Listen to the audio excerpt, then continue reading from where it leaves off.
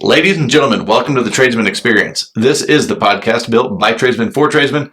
My name is Josh, and across the table, the only person on the other mic tonight is Mr. Nate Newton. Nate, how are you, sir? Shaking off a pretty epic weekend, and then rolling into this week, and it's like all hell has broken loose. We felt like a little twinge of it before we got prepped. We always prep before we leave for, we only take a couple days off at a time when we do go anywhere. But with Matt and I both being gone, we were like, oh, we got to get all this shit done. Like things are going to start speeding up. And then Monday hit and it was like, oh, things are sped up already. Like they are in full force. The snow's burning off, which is awesome. It fucking came out of nowhere. It was weird because when we left the valley, that whole valley was white, and then we get back into town and 90% of it's burned off. And I'm like, fuck, it's go time. No.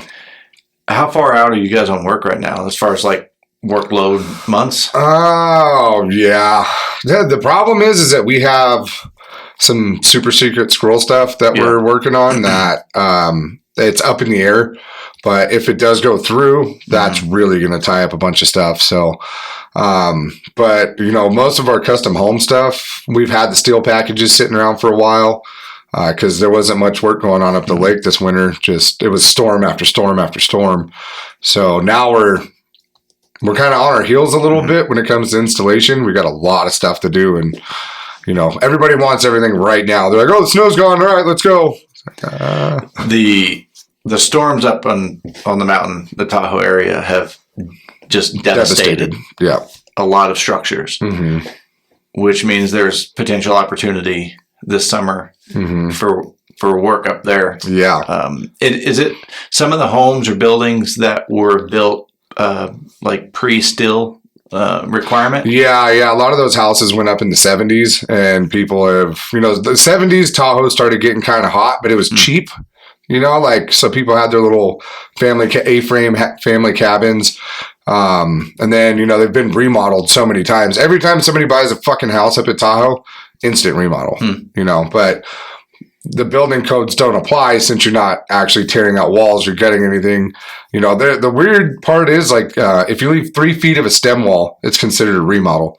You can tear that whole house down other than 3 feet of a stem wall and the electrical box, and you can put a whole new fucking house up and not have to adhere to current codes.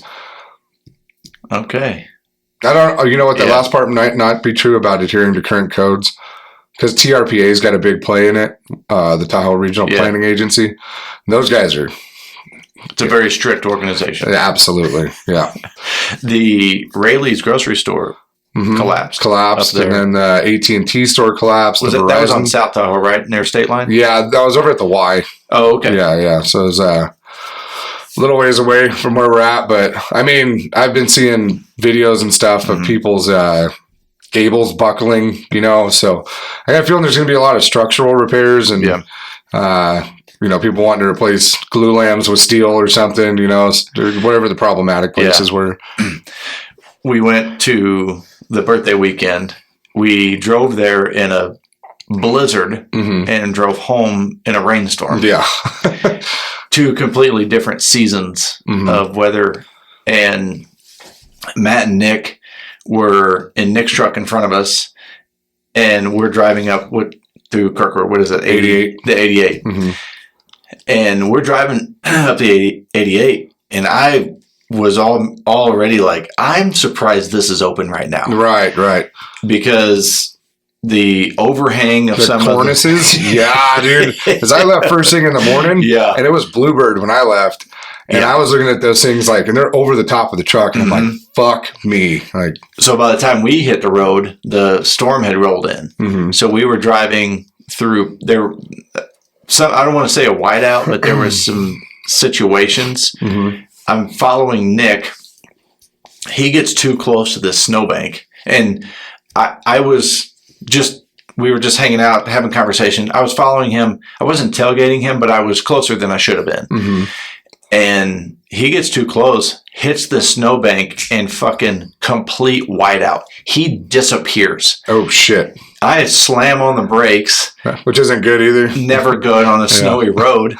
And I'm like, okay, I know this is where his truck was. I know it stopped. Right. I hope there's no oncoming traffic. It's like, so I cut it and kind of get part of the way in the oncoming traffic lane. And the snow, the dust settles, and there he is, like, stopped completely. Oh my God. And I was, okay, I need to back off a little, give him a little bit more room. Yeah. And that actually ended up happening again.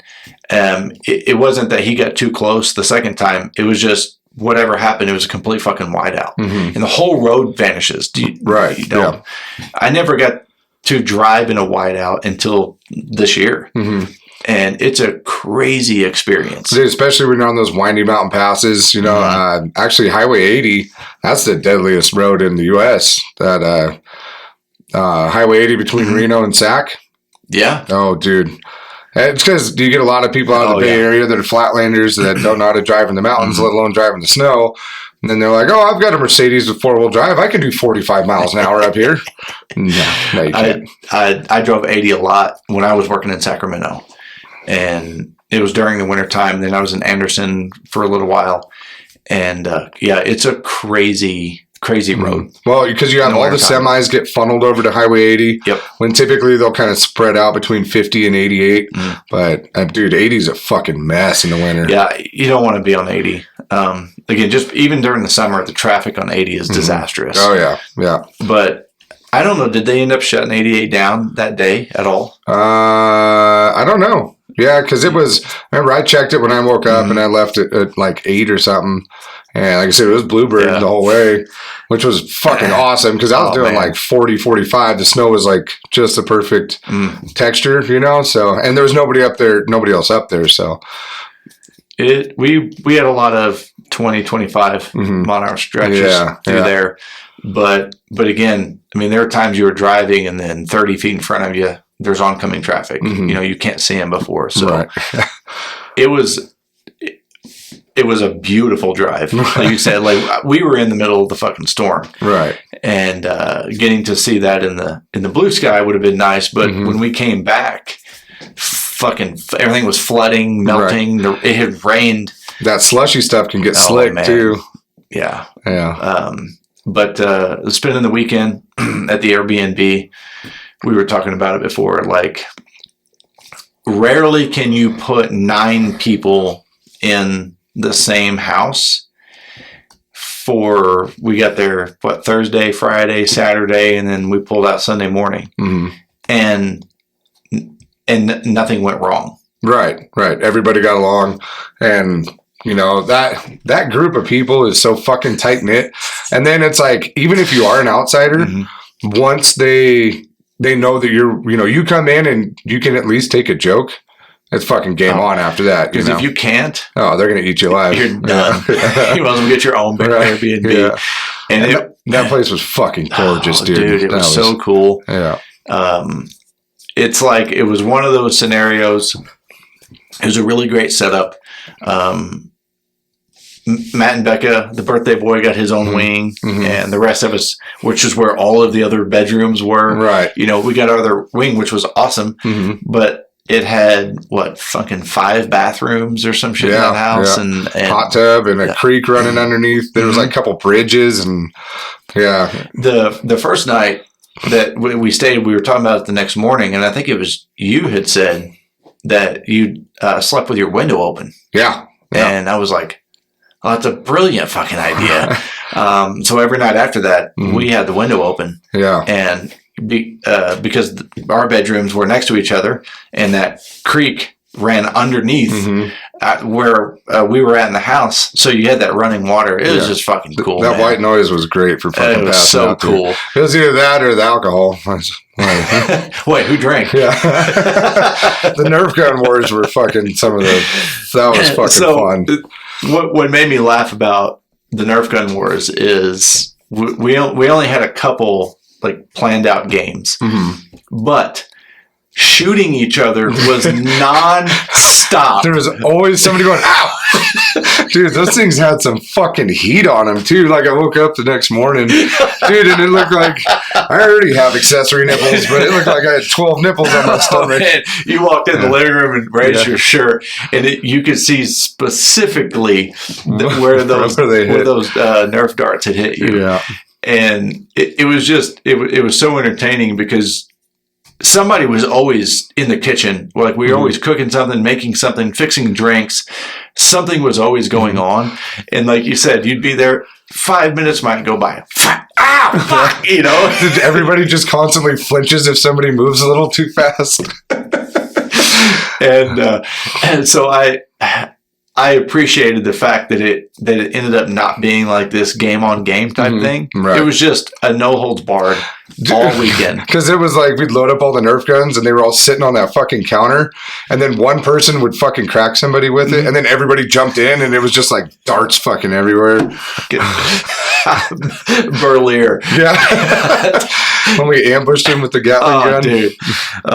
And he got fucking annihilated by Nerf guns all weekend. Like, he was the target. Yeah. Yep. He talks the most shit. So it's like, Andy's on SWAT and a homicide detective. So it's like, that's the guy we're going to fuck up all weekend. He was like, I should have brought my simulator rounds. I'm like, fuck you. Yeah. All right. Yeah. We have rules. Because he walked in with that big old Nerf gun and then that blow up sex doll on his shoulders, but he had his fucking service weapon on his hip, and I'm like, what if you accidentally grabbed that thing? Like, just some kind of he's all training reflex. I'm gonna put that in the truck. Yeah, good idea.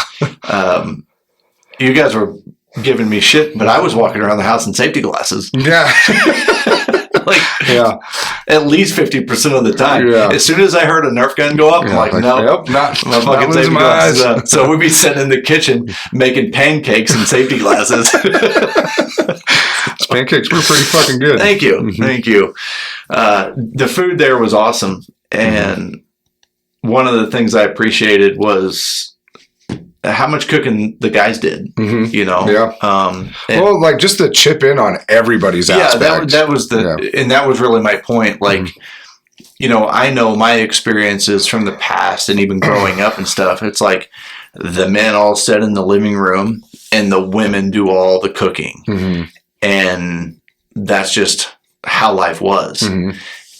And, you know, this weekend, it was like, I was making pancakes, or, you know, Velada was making this, or Burley was making ribs, or you were cooking this, but everybody helped. Like, the ladies were still doing stuff, even if it, you know, making mimosas. Right, they were hanging out at the bar, you know, like shooting shit with us, and which, you know, I really appreciated that. Just as a guy. And participating in that role for no other fact that we can cook really good shit. Yeah, I would much rather be standing up doing something than sitting there just getting drunker. Yeah, you know? Or just constantly pelted with a Nerf gun. I feel like that's the only ceasefires that happened. Like, all the guys were cooking, but it was funny when the girls finally decided to start shooting back. It took them like a full day. A full day. And I was cracking all of them. Oh, dude. Yeah. And those. The Nerf darts are 1.5 inches long. Yeah, and they got those heavy rubber tips on them. And they fucking move. Yeah. I mean, they do leave spots. They leave well, too. And I'm like, who gives these fucking things to their kids? But I don't think their kids could cock those things, though. Yeah, I think they're for adults. They're definitely adult Nerf guns. Yeah. But yeah, the full day. And then I remember you just like, look, there's an entire table. Like, grab one and shoot us back. Right. Like, don't just sit there and be targets. But, you know, the camaraderie, the ball busting, when you can hang out with a group of people and you don't have to worry about offending someone, so, you know, someone's feelings getting hurt or crossing a line, because it was fucking ruthless. I mean, PG to triple X rated, fucking ruthless. Right. And how brilliant. You know, how much fun is that? How exciting is that to be a part of that group? And for me, there was people that I hadn't got to hang out with, very much. I had met, but I hadn't got to hang out with. So it was a fun introduction for me to see everybody. Like when you look at you and Matt and Berlier, the history that you guys have, the history that Matt and Berlier have, you guys are kind of long in the tooth with that relationship, and then me getting to immediately be a part of that and interject. And when you're in, That's right. Yeah. And so it's just so much fun. Well, and then like we could go from running around completely talking shit to going up to the lube room. We went and got breakfast at Murphy's, and then we went up to the lube room and Doran and had like a pretty intelligent conversation all sitting around a fucking bar top, about feminism and fucking, whatever roles in society we play. Like, and it wasn't just like, there was no yelling at any point. There was, everybody had different opinions on things. And we were just having an intelligent conversation about something, and how fucking rare is that in itself? So there was, because I was at the end of near the end of the table, not the head of the table, the ass of the table, and observing. And because I have shitty hearing, I was trying to pay attention to much of the conversation as I could. But here was one thing that I really respected about what you're talking about, because it was very it would be considered taboo parts of conversations with masculinity, feminism, roles, just like things you said, like how we play in society today. And something really cool that I witnessed was when someone would share their opinion, everyone listened. Yeah, they weren't talking over, they weren't interrupting, they weren't even like aggressively disagreeing. Right. Yeah. And to have that mutual respect with one another, because you want to talk about 9 different walks of life. And on a topic that gets people so fired up. Right. And that, like you said, everybody had, like, oh, the women are going to say this and the men are going to say this. That wasn't the fucking case at all. No. It was everybody had a different perspective. And like you said, everybody comes from these crazy different backgrounds, like, me and Matt being gods, and then, you guys doing whatever it is you do. Me being an exceptional test tube baby. I don't have a belly button.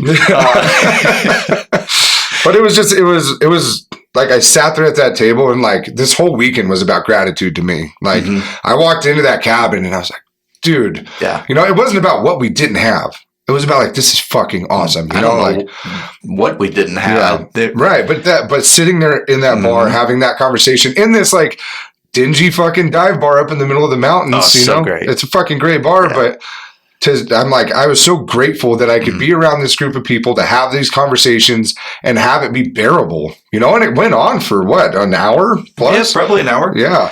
And then everybody, like some people started ordering food, and you guys went and played pool, and then we all ended up gathering around the pool table playing pinball, and there was it was this really open, mutually respected conversation that ended with the exact same level of love and appreciation that it began with. And like we left the conversation and we went and started having fun again. Right. There was nothing. Yeah. To be able to do that today, but to be able to do that period really is a good testament to the quality of people, and that, again, that was, just my position of where I was sitting at the table. I was detached just enough to I could see everyone. And it was really, really cool to witness that. There's one of John Maxwell's books, he calls it the Law of E.F. Hutton. And the Law of E.F. Hutton says, when you talk, everyone listens. And I think it might even be a leadership law. But when I got to witness that, like I said, it didn't matter who it was. When they talked, everybody listened respectfully. That was really cool for me. Dude, and it's not like it was this, like it was in a bar. Nobody was sober, know? So it's like for it to happen on that plane too is fucking impressive, Yep. Also, no one outside of our circle felt the need to interject into our conversation. Nobody wanted to come talk to us. There was that first night when we got there. Dude, and that you are a weird shit magnet. Dude, like weird shit just comes to you in the most random fucking places. Yeah, I don't know. That dude was off his fucking rocker. I think he'd been twisting glass or something, but he's like, you guys want to go feel the energy of the fucking Pineapple Express coming through? And I'm like, no. And the girls got weirded out. So I'm just like, hey, dude, we're done. He's like, I just want to be a part of a big group of friends and this and that. I'm like, hey, we're not interested. And then he started saying something again. I'm like, fuck off. And he's like, I'll fuck off if you say uncle. Uncle. So weird. Go away. So fucking weird. I was like, of course. Yeah. It's Nate. Like, well, because Becca, like, she felt uncomfortable. Yeah. And then, she does that thing where she re-engages again. And I'm like, Becca, stop engaging. She's like, okay. And she just like scurried off. Yeah. That was the only weird part. That was. But it was just a weird dude. Very weird dude. Yeah. Well, I mean, pretty sure he lived in the backpack he had on his back and is a hyper dog. Yeah. I mean, that's a direct representation of the owner, though. Like, completely. Yeah. Fucking mountain tweakers, man. They're weird people. Yeah. He's definitely a little bit of a mountain tweaker, but, blast of a good time. As of this recording, today is Matt's birthday. Mm-hmm. So he's the big 4-0 today. Oh, he's almost dead. Almost. You're one foot ahead of him. Oh my God. I don't know, but it was a lot of fun. I appreciated the banter. Mm-hmm. I also appreciate my disciplined nutrition lifestyle. Did you eat 2 pieces of cake at 7 a.m.? Dude, hey, I'm editing that out. Matt goes, because Becca was giving me shit, and she goes, yeah, you ate 2 pieces. And Matt, he goes, you had 2 pieces of cake? I said, yeah. He goes, I don't think I've ever seen you eat 2 pieces of cake. Dude, what's funny is, until we're all getting older, because we're all trying to cancel out all the garbage we did by drinking Element fucking mineral things and then Life Water and Fit Aids and... It's like, I took a multivitamin this morning.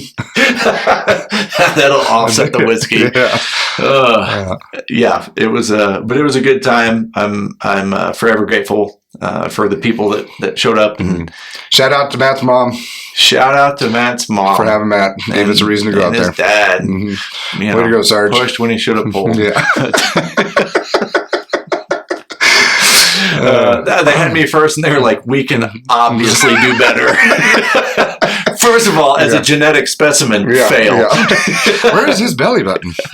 You seen that stupid fucking cartoon? It's like, hey, can someone give me an example of a failure? Yeah. And he raises his hand. He's like, okay, next example. That's me. That's me raising my hand. They were like, oh, we gotta do this. Step our game up. Yeah. Let's do it on purpose this time. Yeah. Sober and on purpose. Oh shit. Yeah. So yeah, but anyway, down to business, down to brass tacks. All right. As several of our conversations happen, it's a result of conversations that I have, and there seems to be a theme or a pattern. It's that time of year, as we were joking about in the beginning, workloads are starting to grow because once you get through March and April, spring, and fucking everybody wants to do stuff, everybody starts spending money, construction kicks off, and people usually need to hire. Mm-hmm. The conversation of building a team is something that I've got to experience a lot, probably over the last 6 or 7 weeks. And that's the conversation I wanted to have tonight. I was at the contractor fight, and I was hanging out with this guy, and I was listening to him talk to people. He was one of the coaches for the contractor fight, and there was something that he had advised this contractor to do that at the time I completely disagreed with. Mm-hmm. And when I disagree with something, I start to evaluate why I disagree with it. Mm-hmm. Okay. I didn't interrupt his conversation. I didn't tell him that I disagree. It wasn't anything like that. My conversation was completely internal, but I've spent a lot of time analyzing why I disagreed. So the advice that he gave was to this, I think it was a single owner operator or a super small company. And he said, one of the first hires you probably need to make is a low level position. He said, find somebody, find a low-level position that doesn't cost a lot of money, that you can delegate things to. And immediately I was like, fuck that. No. As I have spent time evaluating it, I found that I disagree with him less for the simple fact that I recognize not every position and not every person is meant to be a top performer. Mm-hmm. So as I've had these conversations with people, one of the things I've encouraged them to do is identify if that position is possible or available in their company. The high performer position? The low level position. Low level. Yeah. The low level position. And I'm using the same terminology. I don't particularly like the title of low level position. Mm-hmm. So the way that I have kind of redefined it is a position for small task delegation. Mm. All right. So if you have a single owner operator or small company, you need to identify what you're spending your time doing. If you're spending your time on unimportant logistics, inventory, cleaning, in the welding industry, cutting and prepping material, in the HVAC industry, maybe it's insulating and bending and fabricating ductwork, or being a third person on an install. As I started to kind of evaluate what he said and redefine it, I do think that there is opportunity for those positions. Mm-hmm. And I think that it can also be approached from a part-time. Mm-hmm. Yeah, standpoint. Yeah. Yeah, especially if you got somebody in there that's, hungry and wanting to learn, right? Because, at the end of the day, that is how Matt and I did it. Mm-hmm. When we hired Grant, to teach him, and it was, an entry-level position. Mm-hmm. And there's only been a couple of people that we've hired that have been, worth a fuck right out of the gates, most of them, but we've kind of taken that as our practice, right? Mm-hmm. That we take people in that, they kind of have some skill, but they're eager and they want to learn, and we can teach them to do things the way that we want them done within mm-hmm. our organization. So that's, I can agree with that to an extent, but we're also stuck in the point right now where we're looking for a high performer, it's when your whole hiring process has just been doing, just hiring on, more lower entry level positions and then building people up. Mm-hmm. Now, when you need a high performer fucking now, that's not the easiest thing in the world to find, And so we're looking at both ends of the spectrum right now mm-hmm. in this. And again, that's why I wanted to have this conversation about building a team, because when you do wait and things happen, right? We're mm-hmm. making some course corrections. You guys are making course corrections and things right now, and that's necessary. But regardless of the level of position, if you don't have that clearly defined, and mm-hmm. I'm gonna kick the shit out of this dead horse again. If you don't have roles, responsibilities, and expectations for positions that you want to exist in your company, mm-hmm. doesn't matter if you already have people to fill them or not. For positions that you want to exist in your company, create those positions. Write out as much role.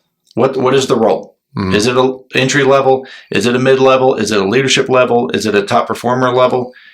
Identify the role, the responsibilities that go along with it, the expectations that go along with it, the skill set requirement that goes along with it, the compensation package that goes along with it. Create that before you need to hire someone. Mm-hmm.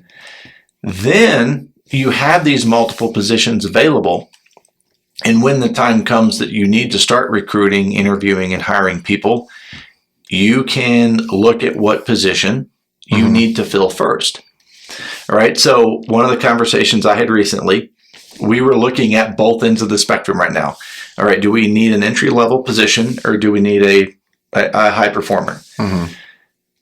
I look at it as either adding or multiplying. Mm-hmm.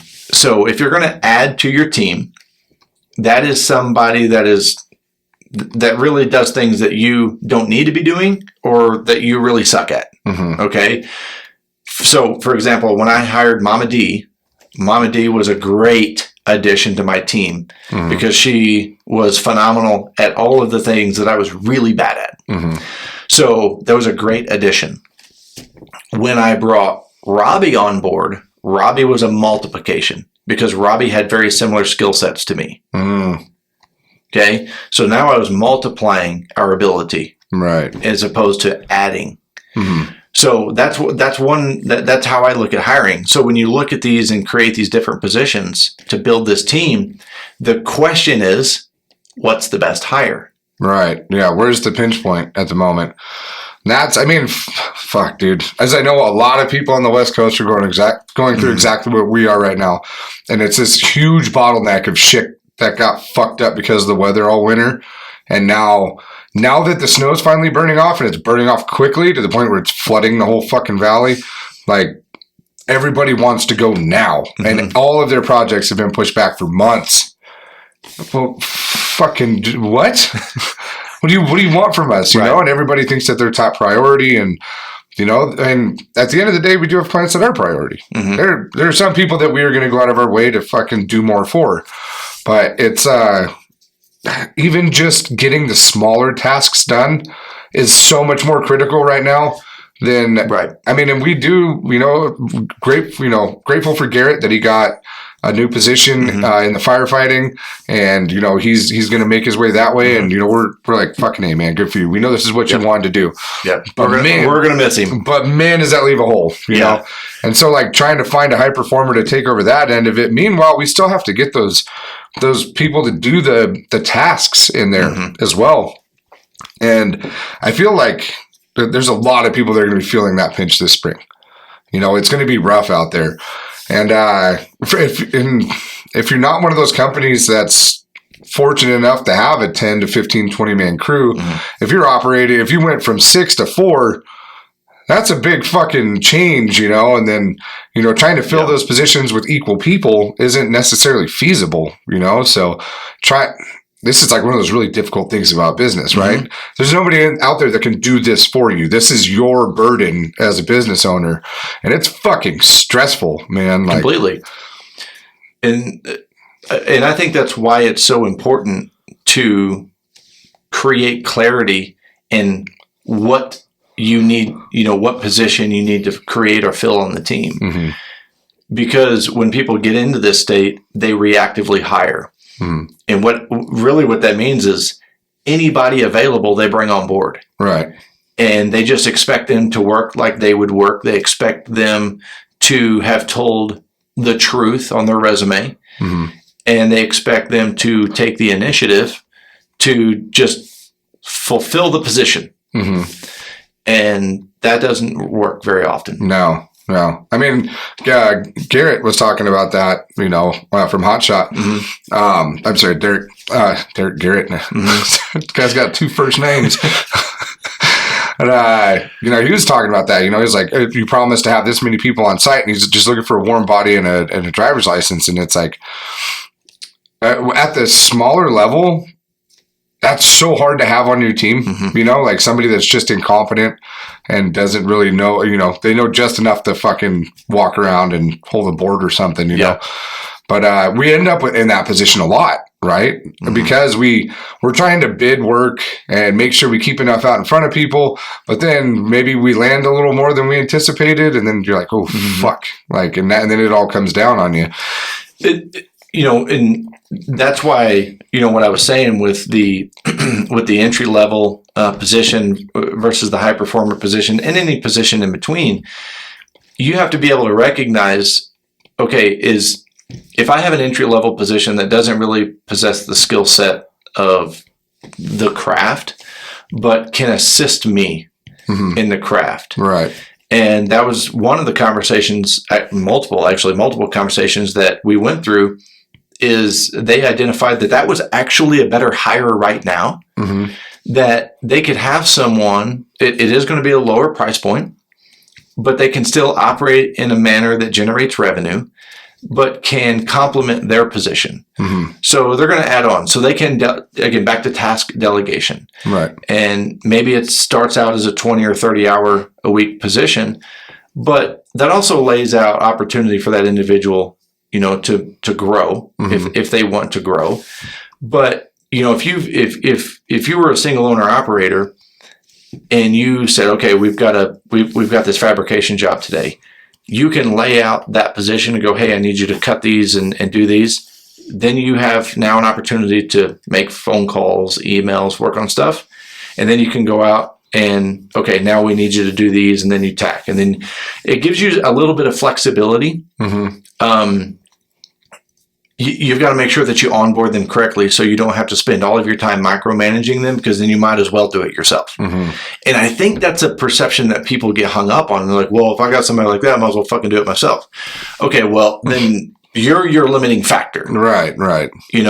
You still have to understand, again, what is the role, responsibility, expectation, skill set, and compensation of that position. And then you figure out how to make that complement you. And several conversations that I've had, that's really where they're like, man, this is definitely a better hire right now. Right. The other thing that was allowing them to do, because of small task delegation, because of the assistants, the second, how valuable it is to have somebody just fucking hold something for you in the field. Yeah. Right? Having that position was actually going to set them up to create a high performance position later in the year. All right. And I mean, you start freeing up a little bit of time. They start getting better at smaller tasks, especially if you're a single owner operator and you're thinking about bringing people on. Then you bring somebody on, teach them some stuff to where they can go prep material for you. That gives you time to, maybe look at some other bids that you wouldn't have had time for, where you can create some more work to keep that person on, and it snowballs, right? Exactly. But if you're not intentional about that, you're just creating stress and frustration, right? And it doesn't snowball. It does snowball, but it's in the wrong direction, right? Kind of thing. And the aspect of building a team has to be intentional. Yeah. Well, because when we hired Grant, we knew we were going to keep him around. It wasn't like, oh, we're going to use him for this one job and then, kick rocks, kid. Right. Like, we wanted to invest in somebody. We started to see our workload pick up, and, we were working some pretty decent projects, and stuff was walking in the door every day. Our reputation had just started to get out there. And so I was like, okay, cool. We can bring him on and we can do something with this kid. Now he's just this fucking badass fabricator. Welder, whatever, he's all the things. And, to see him from 5 years ago is fucking crazy, You don't even recognize who he was 5 years ago. Right. And it was interesting. When I walked in the shop, I think a few weeks ago, because Grant's not there a lot, during the day. Like, he's definitely one of your field guys. And it was interesting for me to see him, because just his maturity as a man over the last 5 years, like, he went from this 17, 18-year-old kid, I think he was maybe 18 when we hired him. Maybe and to see him come into his own as a tradesman, as a young man, and just, it was really, for me, like I said, just being around and getting to see that, I was like, that's fucking awesome. Like, that proud moment of, like, seeing him develop and grow into, it's like watching your own kid grow up. It is. And then you're around people that, intermittently through a long period of time, and you get to see those things. But, even with Grant and with anyone, if you don't hire out of intentionality, if you don't build a team out of intentionality, you're really setting yourself up for failure. The sustainability is not going to be there. Right. You're setting them up for failure too, because there's not many people that you can be like, hey, I'll hire you for 3 or 4 weeks. Most people are going to find some other opportunity, especially in this market. They're not going to sit around and go, like, okay, yeah, right, month's worth of work is better than nothing. And if they are really that open, you probably don't want them. Well, but the reality is they're probably on the other side where they're contracting out. If you can get somebody for 3 or 4 weeks, they're contracting out. That's an option if you can afford it. Right. And those motherfuckers ain't cheap, They shouldn't be. You're right. I mean, we're not cheap. Why Absolutely would I expect not. them to be? Yeah. Exactly. Yeah. Because, we've gone in and bailed out some, some of the guys who are in the same line of work we are. And they're like, what's the rate? It's like, it's $125 an hour. you know, and that's what it is, you know. It's like, if that's how you were charging for yourself, that's not really our problem, you know. So here's what I like about that, and it's a good segue into broadening the scope of building a team, because I think having other companies in your industry as part of your team is important, where you can refer work to. Like you said, you've gotten a couple phone calls and you went and helped some people out in your industry. I think that's important. What's also important about that is a business to business transaction. Okay. You can't sell labor like that and be like, well, you know, we pay our rig guys this, so this is what we'll charge you. No. Right. Now you're just selling labor. It's hard to sell labor and be profitable unless you're doing the company rate. So when you're talking to somebody, and this was another conversation I had recently, I said, and I'm going to use $50 an hour as an example. If somebody's like, hey, what's your rate? Never say, well, I charge $50 an hour. Instead, say the company rate is $50 an hour. Because you need to remove the personalized aspect, the personal aspect. They don't want to think that they're paying you $50 an hour. Right. People don't want to think that. Right. You're providing a service, so to help add value to that monetary number, you know, to that dollar, the company rate is $50 an hour. So how you communicate that, how you articulate that is also important. So, you know, they said, hey, what's the rate? No, you're not buying one of our guys. Company rate. Right. Yeah. $125. You're not covering their payroll. That's because if you start selling labor for the dollar, then you're losing revenue. Yeah. And he could have been over here doing something for us instead. Right. Yeah. So, I mean, and we honestly, our guys are so fucking good that I think we got pushed back once. They're like, well, I don't know, you know, this and that. And they still end up using us. You still needed somebody, and we still had somebody available. Yeah. So, and there's value in that. And, you know, having those resources, you know, again, building a team where, especially as you're growing, okay, we talk a lot. Derek brought it up. When you get to the point where you start saying no, what I try to encourage people to do is said, you know, instead of a hard no, refer them. You know, Nate, I'm sorry, we don't do that type of work, but I can recommend this company. Yeah. You're still serving the client that way. Right. And it's good to have, I mean, we all kind of have our little niches, right? And things and there's just, you know, especially as you start to get bigger and you have a lot of this smaller shit that you used to take all of it, you know, and now you're like, we don't want any of it. And so to have like an up and comer, you know, especially if they're, you know, if they're new or just coming up, and being able to push it along to them. And then, you know, you got to know that they do good work. If you're going to refer them, you know, we're not going to refer to some Joe Blow that, you know, what is it, Chuck in a truck and don't give a fuck. Yeah. We're not going to refer them there. But, you know, if we know somebody does good work and we can pass it along to them, for one, it alleviates the burden off of us, because most of these people are desperate, right? There's nobody else to do it. Yeah. Like, I can't find anybody. I got the guy just for you, you know? And then we're not stuck with fucking 12 goddamn trailers in our yard that want hitches put on them, you know? Allowing the team to, lack of a better term, moonlight, right? If you've built a team, what my HVAC company, my rule was, I didn't care if you worked on other people's stuff. I really had two rules. One, they can't already be our client. Okay. No taking my client. And two, you have to tell me. And you have to charge appropriately. Yeah. And that was conversations that I had with him as well. But it's like, don't hide it from me. Actually, I'll help you. Actually, use my shop. Use my shop. And I'm going to have jobs come up. So something that happened, I don't want to say often, but occasionally we would get a client call and they would say, hey, I bought this furnace and air conditioner from my cousin, from my brother. It was in this garage when we moved here, and it's better than the one that we have in the house. I'd like to have it moved in the house. We tried to stay away from that because the warranty, right, kind of bullshit. Again, at that point, we're selling labor, and it wasn't really a profitable move. But what I would tell the client is that, hey, let me ask some of the people on my team if they're interested in doing it, that they definitely have my permission. I'll help them. Mm-hmm. And then I would just ask anybody on the team, hey, we've got this install. They have the equipment. They want it installed. Is anyone interested? Mm-hmm.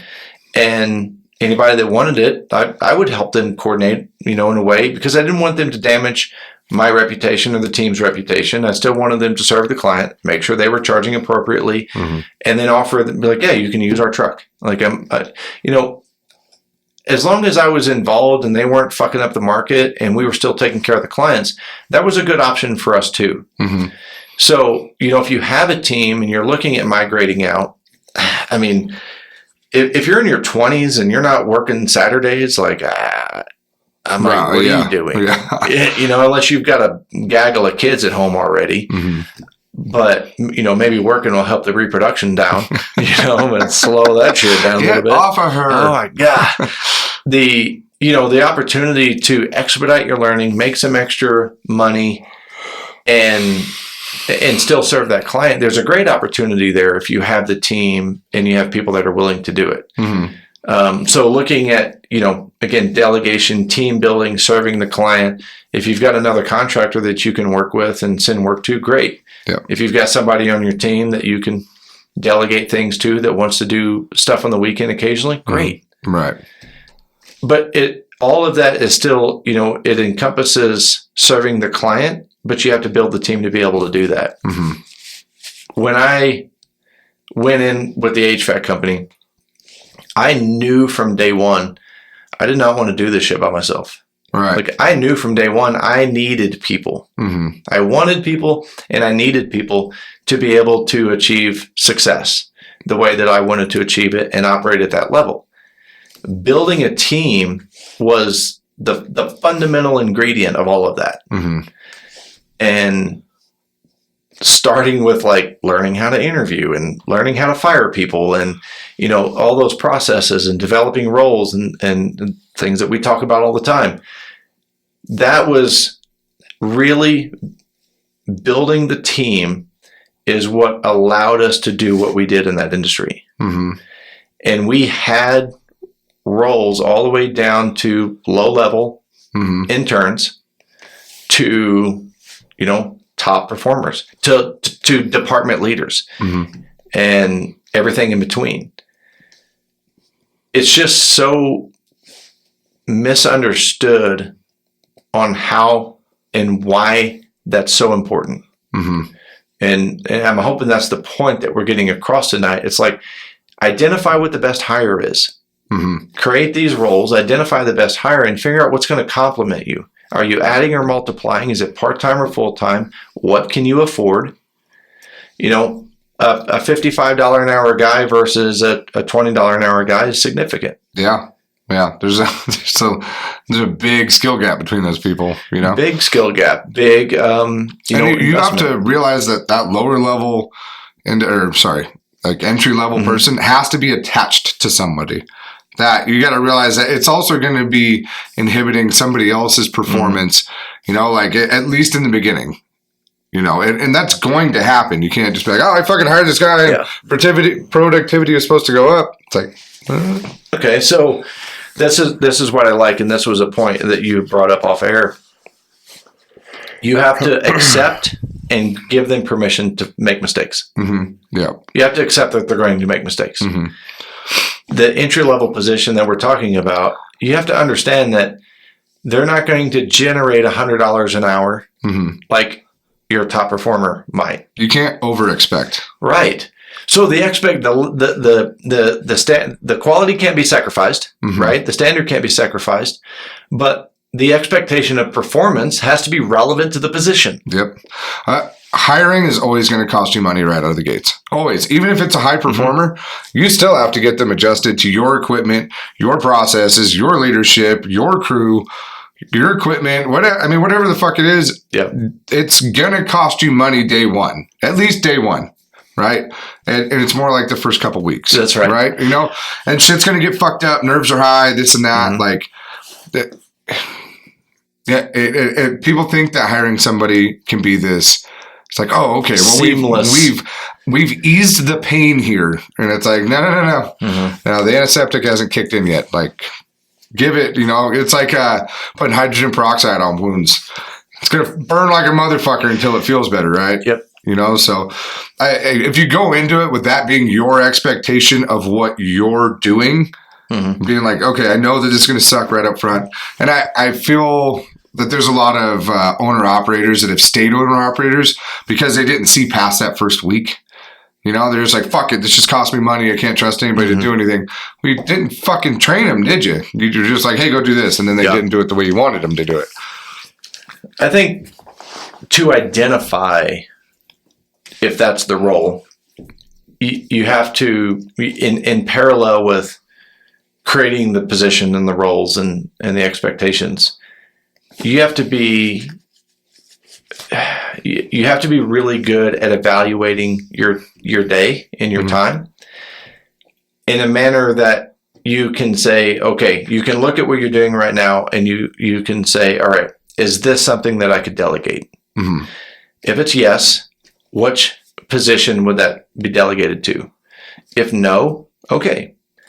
Then you go to the next thing. Is this something that I could delegate? If yes, to what position? And you start to kind of card stack these tasks into these positions. And I think that's going to help people identify, again, which position they can hire first. It's like you look at the entry level, like, well, fuck, there's 10 things I do a day that I don't need to be doing that I can pay someone X number of dollars to do.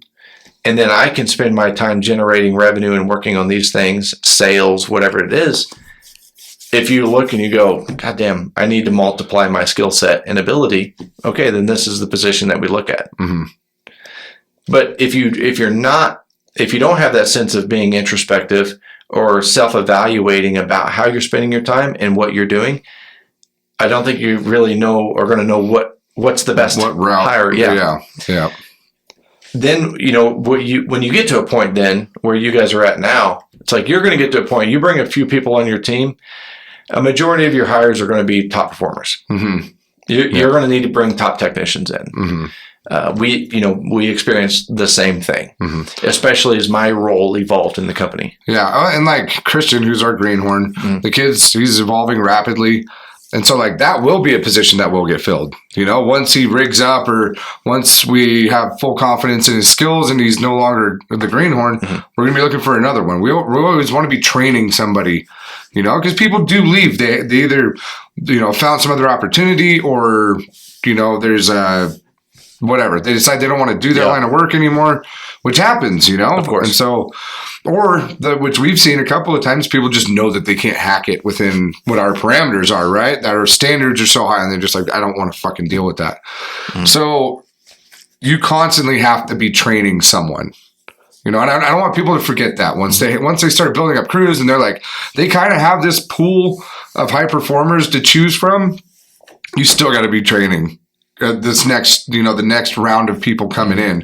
Because at some point, we watched this in the pipeline industry, all the motherfuckers got old at the same time. Yeah. And then there was nobody took any time to train the guys coming up. And it's your duty as a business owner in the trades to be training up that next generation. So it's like when we see people that don't have a trainee or a greenhorn involved, it's like, everybody that you have hired right now are within 5 to 6 years of each other. That pool is going to fucking tank off quick for, whether it's you or somebody, the next generation of business owners, because the guys that are working for you now, those are probably going to be the guys that end up running the businesses, So I just keep that fucking, I do agree with that, and I like that. And this is something that that I got to experience from that concept. Because as you're saying that, and I'm thinking back, I always had a new guy. Like always had a fucking new guy. Whether it was an intern from the vocational school or somebody that we hired that didn't come from the industry. One of my best install teams that I ever had was we hired them separately. They were both factory workers. Neither one of them had HVAC experience, right? So we hired them on as an entry level position for the install department. 2 years, I think maybe 3 years later, these two kids, one was actually my youngest brother, TJ, and the other one was a kid named Tyler. We made some changes within the company. We moved some people around, and I ended up putting them together on an install crew. Now you're talking about two guys that both have less than 5 years experience in the industry, but their learning curve was fucking incredible. Rapid, yeah. And when I put them two together, it was a match made in heaven. It's like me and Matt. Just like it. They became really, really good friends, like really close friends. Their ability to adapt and overcome and learn, they weren't only my best install crew, they were one of the best install crews that I'd ever been around. No shit. They were fucking animals. That's not saying much coming from Southern Illinois. It's not me, or coming from me. But the reason I share that story was we were open to recruiting and hiring with a wide net, casting a wide net. So this is two guys that did not. When Tyler came in and interviewed, he was a forklift operator on third shift. So he came to us right after work. He got off work at like 7 or 8 that morning. Came to us from the factory. Now, one of his friends, worked there. And this was the example I give you and Matt when you were talking about bringing Hunter on. And I already had this kid there, and this kid was his best friend. And I was like, no, look, motherfucker. And he's like, this ain't no play date. And ended up being just a phenomenal installer. And then my youngest brother, who is mechanically one of the smartest people I know. His ability to figure things out it freaks me out. Because I would help him troubleshoot, and he was asking me shit that guys that had been in the field for 20 years wouldn't even think to ask me. But they just had that knack about them. But that never would have been possible if we hadn't been open to hiring people that wanted to be involved in the industry. We weren't just like, oh, if you're not through the vocational program, or oh, if you don't have experience, or oh, if you're not this. Like, man, at one point in time, I only had, I think, 3 people, and that was including me, that had more than 7 years experience in my whole company. No like shit. 10 fucking people in there. Jesus. Everybody was 5 years or less. Well, and I think if you have a lot of high performers on your team with a high performing culture, when you bring those greenhorns in, that makes that fucking learning curve so much faster, especially if it's them. I'm not saying have 4 or 5 greenhorns on your crew all at the same time. Right. If you bring one guy in and you're a 10-man shop and this dude's watching the fucking wizardry that your guys are doing, they're going to be like, yes, that's what I want to do right there. How do I get to that level? And then you got a group of people that are willing to teach him. Fuck, dude. You're doing everybody a benefit. You're doing yourself a benefit, the next generation, that fucking person. Like, everybody wins all the way around if you're just a little fucking patient and decide to do something for other people. Yeah. Tell a quick story. When Tyler, he ended up moving, and he was going to go work, and he was very open, very transparent with me. And we kind of walked through this probably 6-week process, and he was going to be leaving, and he could stay, but where he was moving to, he was like, he could travel the same distance the other direction and go to work for a commercial union company, which commercial union HVAC is probably it's not what anybody thinks. You basically run ductwork. Yeah. That's it. It's all installation type shit. All installation. To be a commercial union service technician is being that wizard. Mm-hmm. There's not very many of them. Most of the work is pulling ductwork. Mm-hmm. So he leaves. My partner says, all right, we need to start interviewing people. And I had this intuition, and I said, give me 30 days. 30 days, I said, I'll move the schedule around. It was a good time of year. So give me 30 days. About day 23. Ring. Yep. Tyler's like, hey, can we talk? Yeah. Yes, we'll hire you back. Well, it wasn't that simple. Mm-hmm. Right. I told him, I said, okay, look, here's the deal. I'm not in the industry of just hiring people, mm-hmm. but I hadn't fired him either. Right. You know, and I said, look, these are the expectations. If you're going to come back, this is the expectation. And I highly respect Tyler to this day. He's a super good dude. Mm-hmm. And, he came back and he said, I'll never fucking leave you. Aww. But what happened is we brought him from the factory into the industry, mm-hmm. and he'd never been in another culture before. Right. And he went over to this other type this other business in the industry, and he was like, it's the worst fucking thing I've ever experienced. Mm-hmm. He said, all people did all day long was bitch and complain. And he said, since I was the new guy, the only thing I did 8 hours a day was pull flex duct. Mm. Yeah. He goes, they wouldn't let me do anything else. Mm-hmm. And, that was a great compliment to our culture. So to your point, when you have a culture of high performers, it expedites the growth of other people. And I believe that. Yeah. It's infectious. It's very infectious. Mm-hmm. It takes the right person. Right. But I feel like most people are going to see, they walk into an organization like ours and they see these people doing this crazy badass shit. And they're like, dude, like, I didn't know people could do that. Mm-hmm. Like, oh, I could fucking do that, and there's encouragement behind it. It isn't just there's a couple of badasses and everybody else is a slapdick. Yeah. That's right. It's when everybody is performing, it makes you feel like you can perform.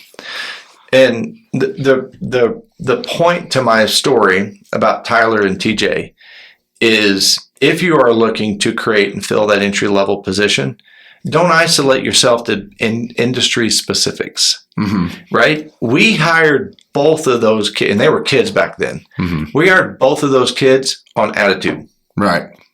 They didn't know anything about the industry. Mm-hmm. I mean, whatever, my brother had his exposure from, sometimes he would help me on side jobs and stuff, but very limited. Mm-hmm.